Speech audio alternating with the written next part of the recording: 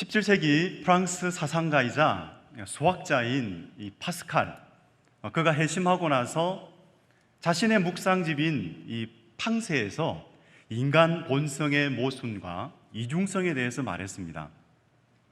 인간의 위대는 자신이 비참하다는 것을 아는 점에 위대하다. 나무는 자기가 비참하다는 것을 모른다. 그러므로 자신의 비참함을 아는 것은 비참하다.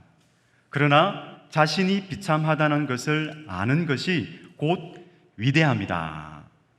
파스칼은 인간의 비참함과 위대함을 두 가지 다 말했습니다. 하나님의 형상이 남아있기 때문에 그 위대함, 그리고 죄로 타락했기 때문에 비참함, 그 두 가지가 공존하는 인간의 본성을 말했습니다. 하나님의 영이 없는 영혼은 살았으나 어떻습니까? 죽었습니다.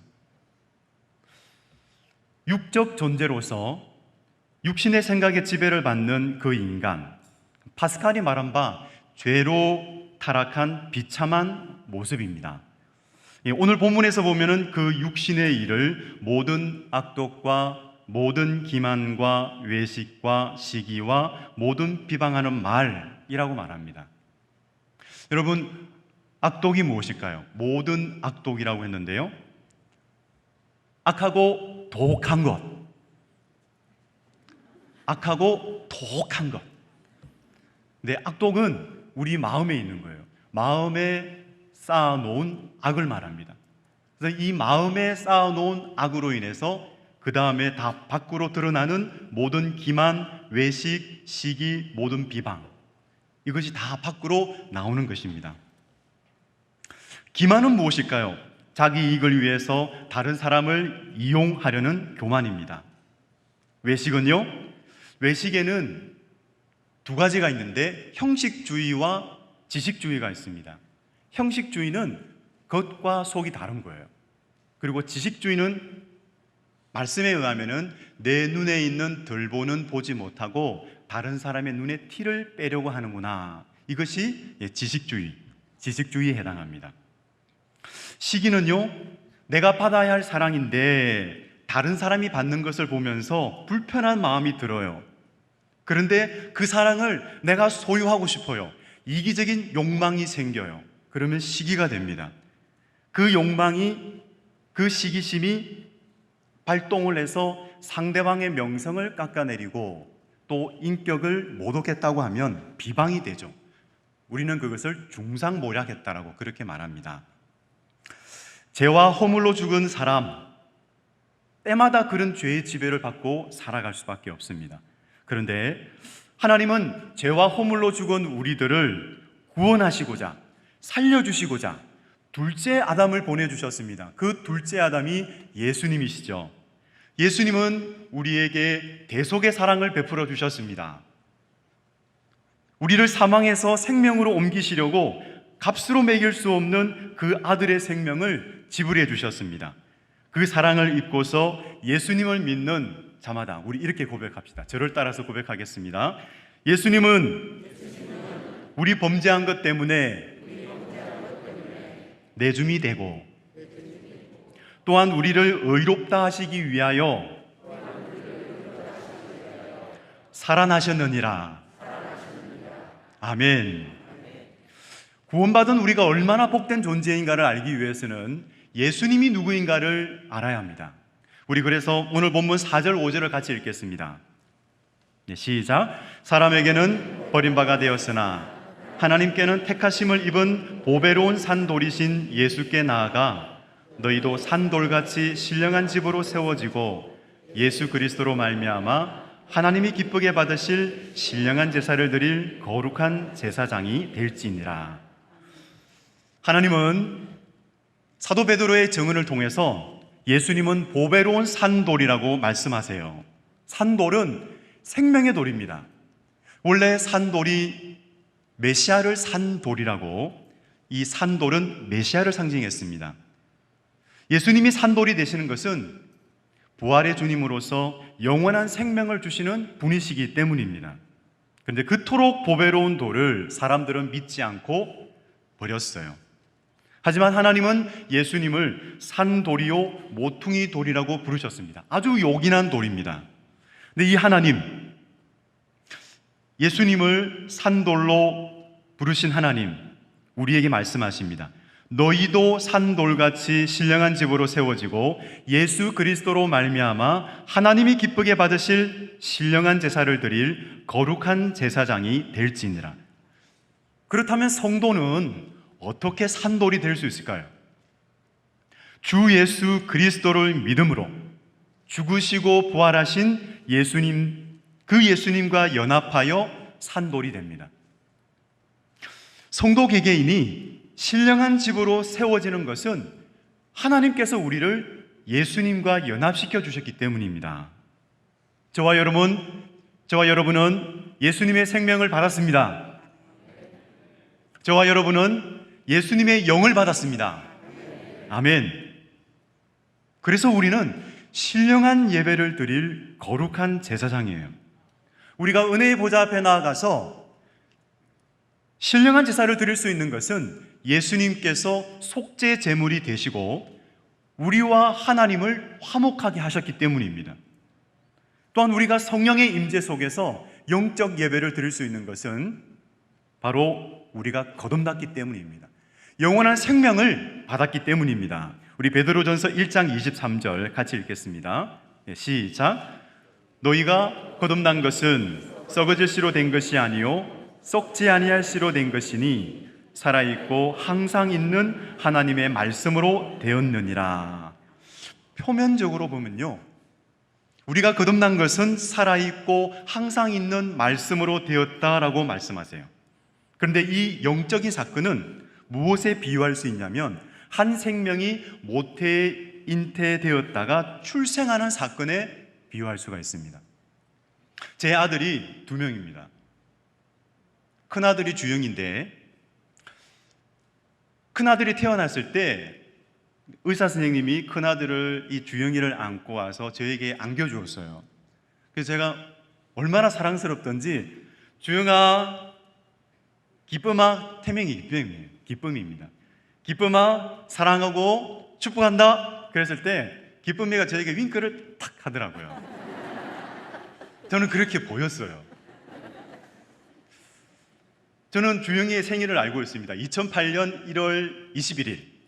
그런데 주영이가 엄마의 뱃속에 언제 잉태되었는지는 잘 모릅니다. 그때가 언제인지는 저는 알 수가 없습니다. 마찬가지로 중생, 이 거듭남이 언제 일어났는지 우리는 알 수가 없어요. 성령으로 난 사람, 바람이 어디서 불어왔다고 어디로 불어나가는지 알 수 없다라고 그렇게 말씀하신 것처럼, 그리고 요한복음에서 예수님께서 물과 성령으로 나지 않으면 하나님 나라에 들어갈 수 없다라고 말씀하셨습니다. 물은 말씀을 상징합니다. 그리고 성령, 그러니까 거듭남은 말씀과 성령이 함께 역사하셔서 일어나는 것입니다. 그런데 이 중생의 신비를 로이드 존스 목사님은 좀 자세하게 말씀을 해주셨어요. 중생을 하나님이 우리 안에 새로운 생명의 원리를 심는 것이다 라고 말씀하시면서 말씀이 중생을 일으키는 것이 아니라 중생으로 심겨진 생명의 씨를 싹트게 한다, 이렇게 말씀하셨습니다. 참 신비로운 중생의 사건입니다. 1849년 12월 찰스 스펄전이 15살 되던 해였습니다. 그가 다니던 학교 인근에 막 이 열병이 만연했어요. 요즘 팬데믹이 유행하는 것처럼 그 학교 인근에 좀 좁지만 열병이 만연했습니다. 그래서 임시 휴교령을 내리게 되었습니다. 그러던 어느 날 이 작은 감리교회에서 예배를 드리게 되었어요. 10명 정도의 신자들이 함께 예배를 드렸습니다. 그런데 그날 설교를 맡은 목사님이 눈보라 때문에 그만 참석을 못하게 되셨어요. 그래서 누가 설교를 했을까요? 그 자리에 있던 성도님 중에 어떤 한 분이 설교를 하시게 되셨습니다.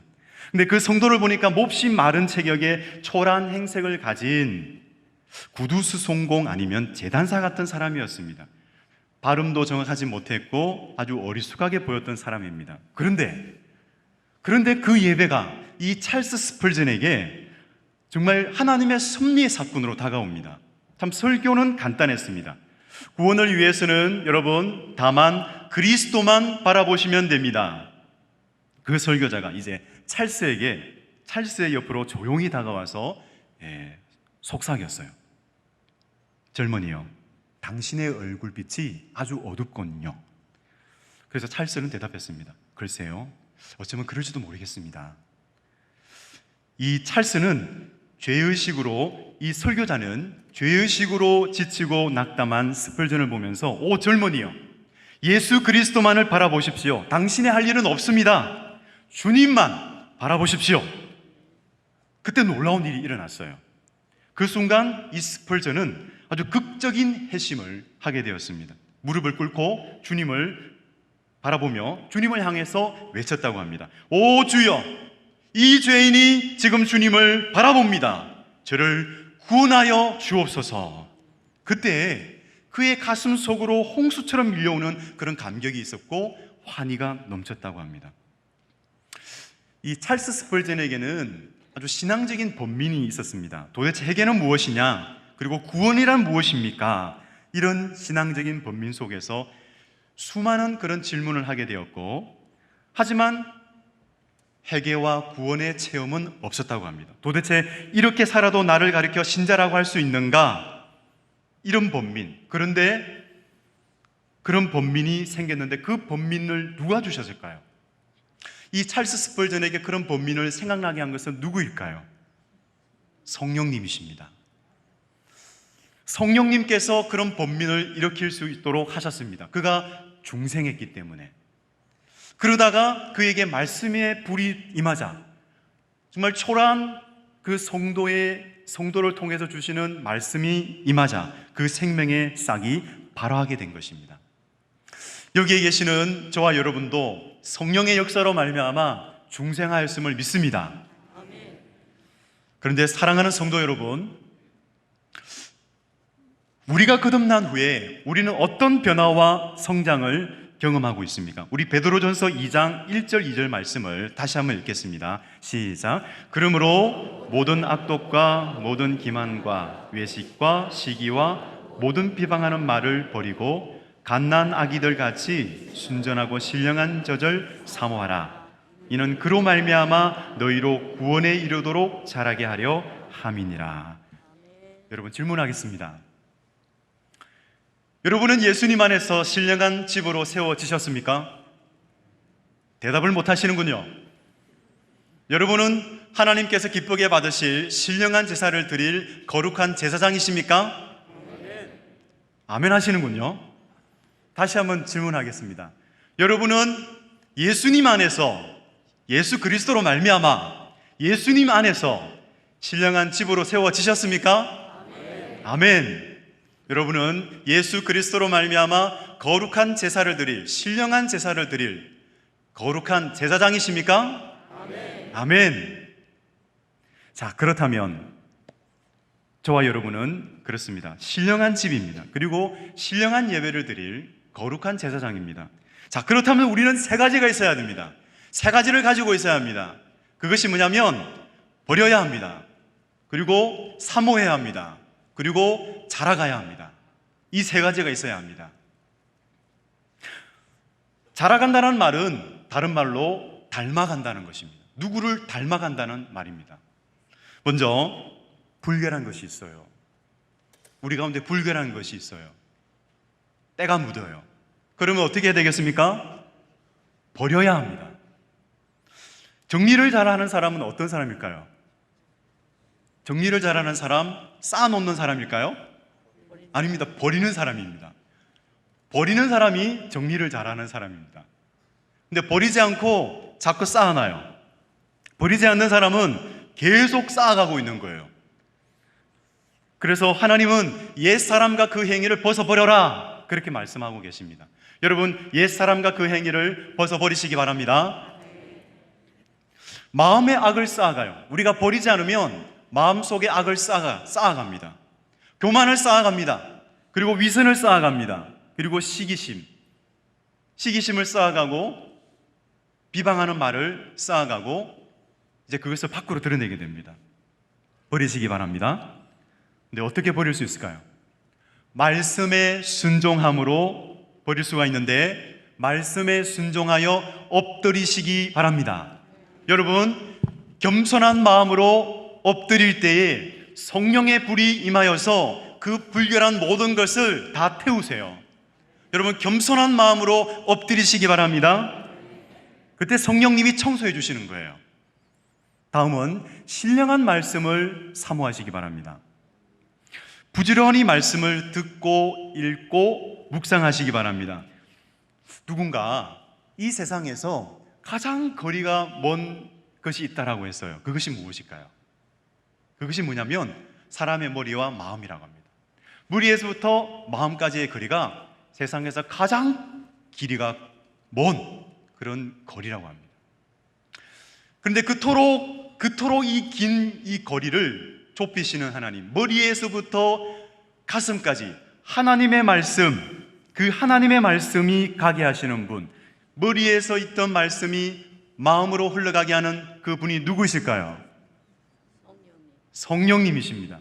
그리고 가슴으로부터 손발에 이르기까지, 손발로 그 말씀을 실천하기까지 그 거리를 좁히시고 가슴에 있는 말씀을 손발로 옮기게 하시는 분이 누구이실까요?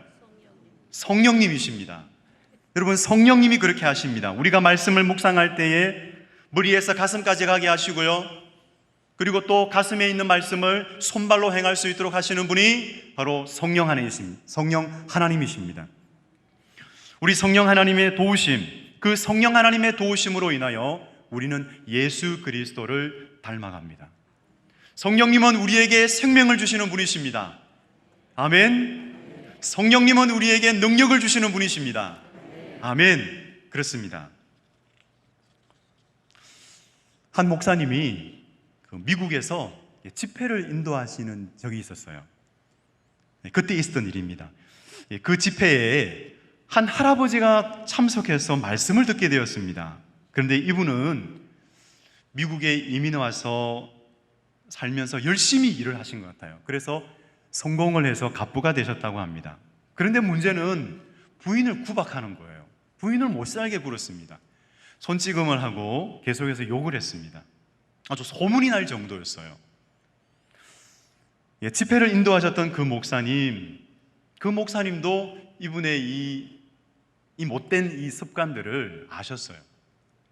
다 알고 계셨습니다. 그래서 목사님은 기도하셨답니다. 하나님, 그분이 깨지고 부서지고 낮아지게 해주세요. 그렇게 기도하고 이제 3일 동안 집회를 인도하셨는데 2일째가 됐습니다. 2일째가 됐는데 변화가 없었어요. 아무런 변화가 없는 거예요. 그런데 이제 3일째, 언제일까요? 이상하게 꼭 하나님은 꼭 마지막 날 역사를 하시는 거예요. 참 이상하죠, 그렇죠? 3일째 저녁 시간에 하나님이 역사하신 거예요. 그래서 그 할아버지에게 있던 그 자아의 껍질이 부서지고 깨어졌습니다. 낮아지게 되었습니다. 그래서 해결을 하셨어요. 그분은 가장 가까이에 있는 그 부인을 사랑하지 못했는데 성령님께서 말씀을 통해서, 목사님이 주시는 말씀을 통해서 그 모든 죄악을 깨닫게 하시고 회개하게 하셨습니다. 회개한 그 할아버지를 향해서 목사님이 말씀하셨어요. 할아버지, 이제부터는 말입니다, 많은 그 재산들 가난한 사람들을 위해서 좀 나누어 주세요.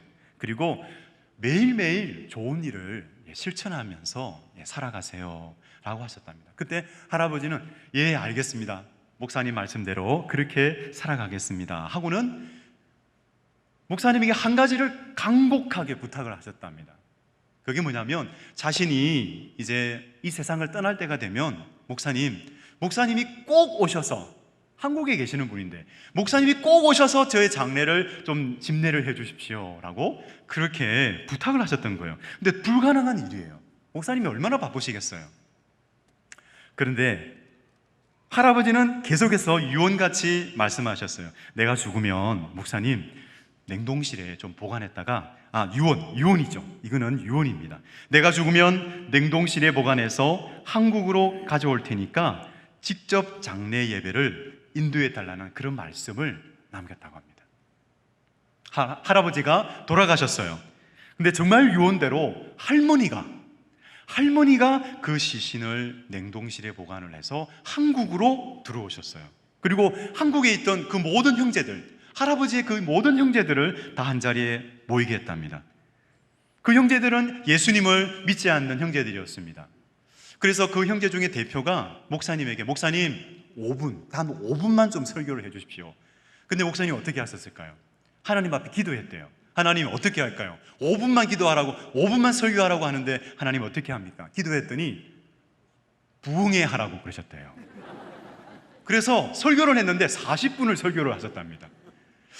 40분을 설교를 하셨는데 이제 장례 예배를 마쳤습니다. 근데 목사님이 하셨던 그 말씀 중에 이런 말씀을 하셨어요. 여러분, 죽은 고인이 살아난다면 어떤 말씀을 제일 먼저 하시겠습니까? 그것은 바로 여러분 모두가 예수님을 믿고 천국에서 만나는 것 아니겠습니까? 그런 말씀을 하셨답니다. 그렇게 끝나고 이제 시간이 흘러갔습니다. 많은 시간들이 흘러가면서 하나님께서는 그때 주셨던 그런 말씀들을, 그 말씀들을 아마 유족들에게 생각나게 하신 것 같습니다. 하나님이 역사하셨어요. 한 사람, 두 사람 예수님을 믿고 돌아오게 하셨습니다. 참 놀라우신 하나님이시죠. 사랑하는 성도 여러분, 다시 한번 질문할게요. 우리는 주님과 연합한 신령한 집입니까? 네, 그렇습니다. 우리는 주님과 연합한 신령한 집입니다. 그런데 요즘 우리의 입술은 어떻습니까? 우리의 입술을 통해서 무슨 말이 나가고 있습니까? 찬양의 언어와 기도의 언어가 넘치고 있습니까? 칭찬입니까? 아니면 비방입니까? 약이 되는 말입니까? 아니면 독이 되는 말입니까? 어떻습니까? 하나님께서 우리의 입술을 보실 때에 하나님께서 사용하실 만한 입술입니까? 아니면 내가 사용하기 너무 어렵다, 그렇게 하시는 입술입니까? 여러분, 우리의 입술이 주님의 복음을 전하는 입술이 되어지기를 원합니다. 예수 그리스도의 향기를 바라는 입술이 되어지기를 원합니다. 그리고 우리의 손발을 사용하셔서 하나님께서 귀하게 쓰셔서 참으로 선한 일들이 많이 일어나는 그런 거룩한 손발이 되어지기를 간절히 원합니다. 여러분, 거룩한 제사장이십니까? 우리는 거룩한 제사장입니다.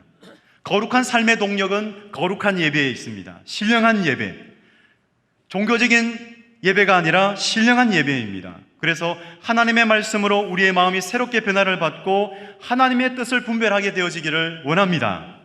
그리고 진리에 순종함으로 우리의 영혼이 깨끗해지고 그 깨끗해진 영혼으로 인해서 하나님의 마음, 하나님의 사랑을 담아서 사랑의 실천을 하는 그런 거룩한 제사장 되어지기를 주님의 이름으로 축복합니다. 아멘. 주님의 부르심의 말씀이 여기에 있습니다. 이 말씀이 우리의 마음에 새겨지기를 원합니다. 너희도 산돌같이 신령한 집으로 세워지고 예수 그리스도로 말미암아 하나님이 기쁘게 받으실 신령한 제사를 드릴 거룩한 제사장이 될지니라. 아멘. 다 같이 기도하겠습니다.